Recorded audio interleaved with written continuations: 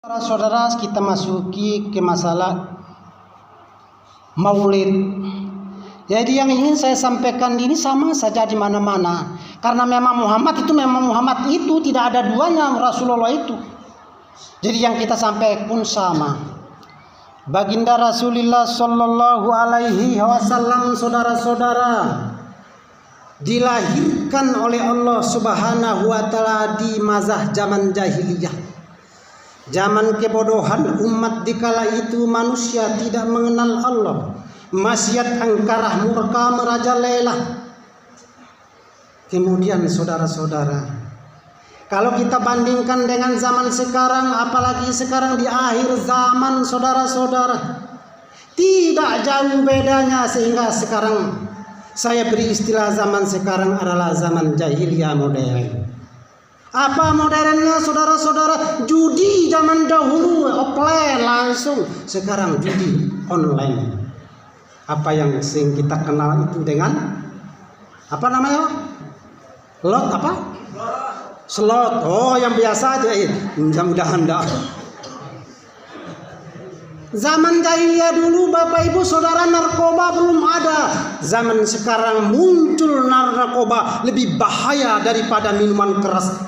Kalau anak-anak kita diracuni oleh narkoba, maka nasib negara ini, nasib dusun ini, desa ini, saudara-saudara, maka akan hancur berantakan, lebih hancur daripada negara yang dilanda peperangan sekarang ini karena rusaknya moral. Oleh karena itu hati-hatilah dengan narkoba. Karena narkoba dari desa, dari kota sampai ke desa sekarang merajalela di mana-mana. Orang tahu itu haram, tahu, tapi karena keinginan dan kecenderungan. Saudara-saudara, Baginda Rasulullah Shallallahu Alaihi Wasallam lahir di kala itu. Tugas beliau yang utama ada dua. Yang pertama, innama bu'istu liutammima makarimal akhlak, untuk memperbaiki akhlak manusia yang bejat itu. Manusia jahil dirombak beliau menjadi manusia yang mulia, yang biadab menjadi beradab. Oleh karena itu kita harus tahu bagaimana si akhlak beliau dalam rangka upaya memperbaiki akhlak umat ini. Hal ini dijelaskan oleh Allah Subhanahu Wa Taala di dalam surat At-Taubah ayat 128. Apa kata Allah? Laqad ja'akum rasulun min anfusikum azizun 'alaihi ma 'anittum harisun 'alaikum bil mu'minina ra'ufur rahim. Telah datang kepadamu wahai manusia seorang rasul dari bangsamu, bangsa Arab. Pertanyaan, lalu rasul dari bangsa Indonesia mana? Tentulah pewaris beliau. Beliau sudah meninggal 1400 tahun yang lalu, Pak. Telah datang kepadamu seorang rasul dari bangsamu.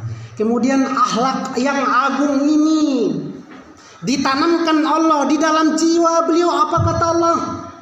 Muhammad itu berat terasa olehnya penderitaan yang kamu alami wahai manusia. Apa penderitaan itu, Bapak Ibu Saudara? Manusia tidak mengenal Allah, kemudian manusia jauh dari Allah, maka hidup manusia semberaut semau-maunya. Hukum yang berlaku masa itu adalah hukum rimba. Siapa yang kuat bertarung itulah yang menang. Penderitaan itulah yang berat dirasakan oleh Baginda Rasul. Kemudian apa? Keinginan beliau sangat menginginkan sate lalu, sate benar kau, supaya manusia itu beriman kepada Allah dan memasuki Islam secara keseluruhan. Ketahui Bapak Ibu Saudara, hanya dengan iman manusia hidupnya akan terarah. Hanya dengan Islam manusia akan memperoleh keselamatan hidup dunia dan akhirat. Membalong dia miliki penuh harta, sia jabatan tinggi, popularitas, tanpa iman dan Islam 0,0 di hadapan Allah Subhanahu wa taala. Sakti benar supaya manusianya selamat. Kemudian apa yang selanjutnya? Terhadap hamba umatnya, terhadap orang yang beriman itu sangat cinta, sangat sayang, sangat rindu kepada umatnya, ingin selalu menyelamatkan umatnya. Al-Kisah di tahun Amul Husni, tahun kesedihan, ditinggalkan oleh istrinya, meninggal dunia, ditinggalkan oleh pamannya, beliau bersedih di hadapan Ka'bah bermunajat ke hadirat Allah Subhanahu wa taala tentang keselamatan umatnya. Kemudian ditawar oleh Allah Subhanahu wa taala, wahai Muhammad, jangan engkau bersedih dengan semua itu Muhammad. Saya tawarkan kepadamu sekarang Jabal Uhud jadi emas. Tunjuk saja celik pada Jabal Uhud, satu gunung Uhud jadi emas buat engkau Muhammad. Kemudian yang kedua, sekarang kamu dianggap hina oleh umat. Sekarang saya angkat kalau mau Muhammad menjadi raja, memimpin dunia ini. Istrimu meninggal dunia, jangan khawatir Muhammad, saya kirim wanita tercantik di dunia ini untuk menjadi istrimu. Apakah beliau tersenyum? Tapi beliau tambah menangis, berderai air mata, bermunajat ke hadirat Allah Subhanahu wa taala. Ya Allah ya Rabbi, hari ini engkau tawarkan 3 tawaran kepada saya ya Allah. Tapi ketahuilah ya Allah, semua itu engkau tawarkan kepada saya ya Allah, ketahui tidak akan membuat sanggup bahagia hati ini, lapang dada ini, puas perasaan ini ya Allah, kalau satu saja umatku yang engkau masukkan ke dalam neraka-Mu. Satu saja dikhawatirkan masuk neraka, apalagi lebih daripada satu. Saudara-saudara, mendengar jawaban itu apa kata Allah? Wala sawfa yu'tika rabbuka fatarda. Maka Muhammad amin dan din sati indik peang muri suatu saat apa din sati amin ada waktu pak akhir nih. Bukan 30 menit atau 40 menit apa? Kesami ngantok nangis ceramah dilingkit pantumin bal saya tahu itu Pak. Apalagi ada di kerokotak apa itu tanda. Nah. Kemudian yang kedua, Bapak, bukti cinta kita yang hidup di akhir zaman. Suatu saat beliau duduk di hadapan para sahabat, ratusan sahabat duduk di hadapan. Tiba-tiba beliau menangis, meneteskan air mata. Sahabat bertanya, ya Rasul, apa yang menyebabkan engkau menangis ya Rasul? Nah, kami ada di hadapanmu semua sahabatmu. Apa kata Rasul? Kalian adalah sahabat saya. Yang saya tangisi, saya rindukan, sehingga saya meneteskan air mata di hadapan kalian sebagai sahabatku. Saya rindu kepada saudaraku. Siapa saudaramu ya Rasul? Tahu Bapak Ibu saudara balong sia senenge tahu. Saudaraku kata Rasul adalah orang yang hidup di akhir zaman penuh dengan tantangan, penuh dengan fitnah. Seperti sekarang. Tetapi mereka cinta tahqiq kepada aku, padahal mereka tidak pernah bertatap muka, tidak pernah melihat wajahku, tapi mereka berpegang teguh kepada ajaran syariatku, istiqomah menjalankan syariatku. Maka itulah saudara-saudaraku. Kalau mereka rindu di akhir zaman dengan aku sudah meneteskan air mata sekarang, maka itulah orang yang bersama aku nanti di surga. Amin ya rabbal alamin. Semua kita menjadi umat beliau. Ibu bapak saudara-saudara, walaupun ada antung-antuk, ada hal penting yang ingin saya sampaikan. Mengingat ciri umat Muhammad ada yang rindukan oleh Muhammad. Dalam surat Al-Fat ayat 29 Allah berfirman, Muhammadur Rasulullah walladzina ma'hu asiddaw 'alal kuffari ruhama'u bainahum tarahum rukan sujana yabtaguna fadlan minallahi wa ridwan simahum abilul alis ya. Muhammad itu adalah utusan Allah. Silakan Ibu Pak, silakan. Silakan Pak.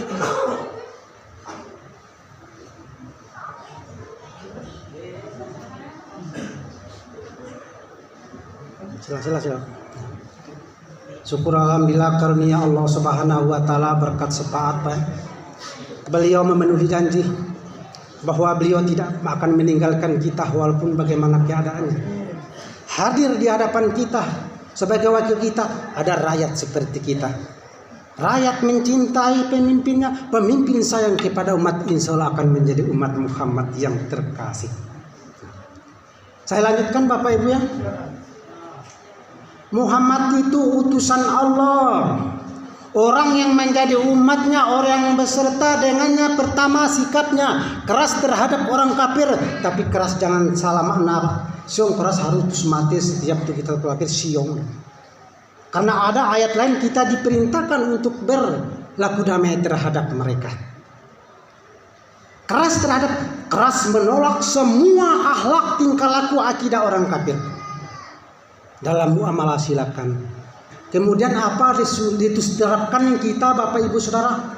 Ruhama'u bainahum.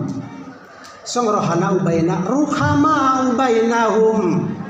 Tetapi berkasih sayang sesama mereka. Menyambut kasih sayang Bapak Ibu Saudara. Seling sadi apa-apa, seling beang, seling beri, seling sayang. Nah upat keranti dengan nah selengnya dengan nah benci iri dengki, itulah ruhama'u bainahum. Seling ajar setotang.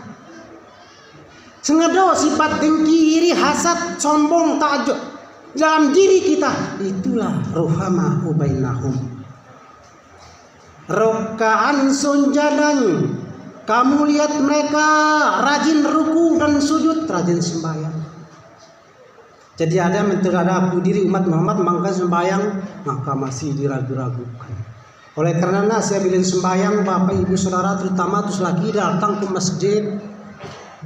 Kami sudah usur siapa bicara saya nyangkuk nana pang kios pang bau deker tahu sembahyang berjamaah kita rugi Pak. Cuma hati-hati dalam datang sembahyang. Apalagi zaman udang kelap ada kejadian. Terima udang kelapang simpangan, setama laku dalam kantong bambu. Lalu sembahyang berjamaah. Mundur sembahyang berjamaah masih sangat lupa aja kedor udah 2 kodeng udang kelap, uang mira, pakai kodeng bes kau terima. Mundur ruku nih mang teri uang tam, pas pengangkang pang sujud, mulain kau khusus sembahyang. Pikirnya kamu kepelat uang tali nggak perlu kebiang dari hanal. Ya ingat uang pengangkang pangrupu nih itu sujud angkang pang foto nih. Tiba-tiba kedatang angin rango sia.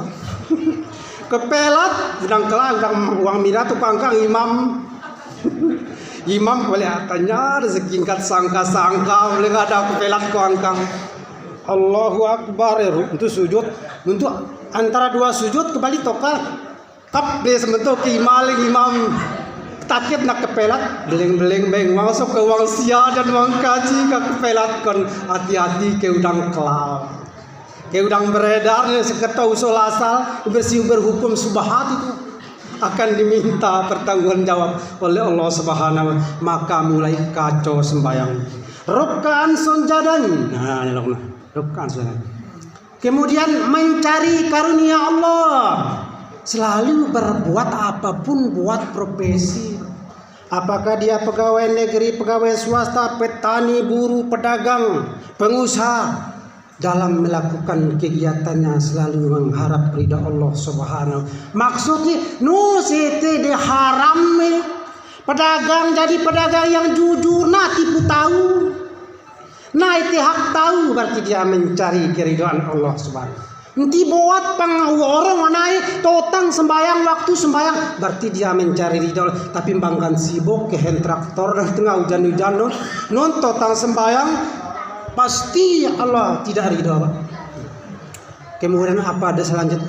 Nampak kelihatan dari muka mereka dari bekas sujudnya arti makna apa?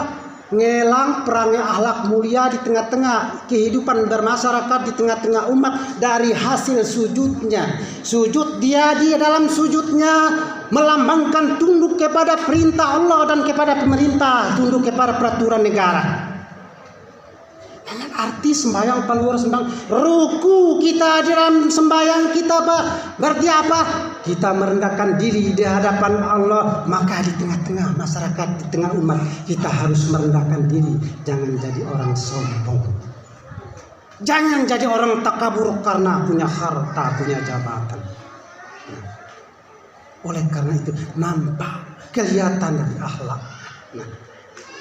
Oleh karena Bapak Ibu Saudara-saudara, sebentar lagi kita akan mengadakan pilkada pemilihan pemimpinan daerah.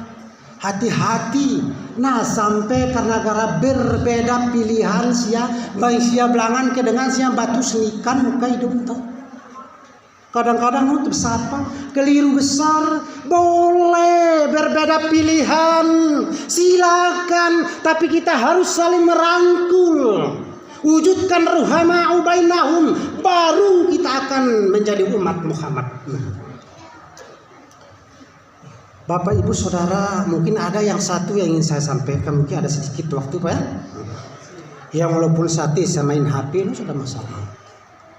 Karena HP itu banyak manfaat, banyak juga bahaya. Karena ada anak muda, karena begitu sayang ke HP lalu sembahyang, HP dalam kampung. Waktu sembahyang nyaman, dring HP, muka yang angkat kena sembahyang. Beling tundeng, wah angkat terus kerapi nggak ada beling HP meling.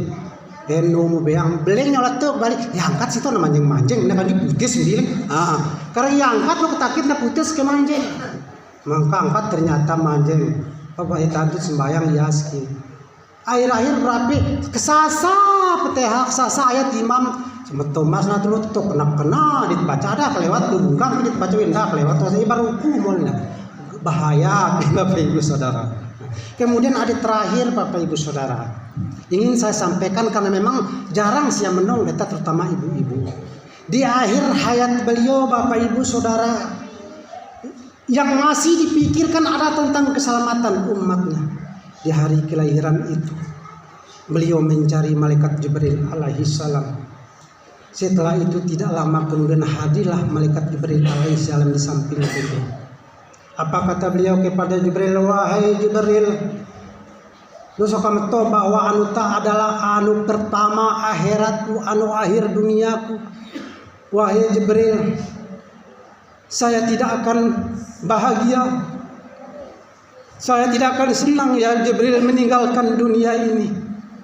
Saya berpisah dengan umat saya yang saya cintai, ya saya kasih ya Jibril. Beri kabar gembira kepada saya Jibril, apa yang diperlakukan, apa yang didapat oleh umatku nanti di hari kiamat wahai Jibril. Apa jawab Jibril? Muhammad, engkau sebagai kekasihnya Muhammad, semua pintu langit dibuka, pintu surga dibuka, pintu neraka ditutup, seluruh malaikat sudah bangkit berdiri menyambut, menyongsong kedatangan Roh Suci. Bukan itu ya Muhammad, bukan itu umatku. Apa kata Allah? Saya singkat.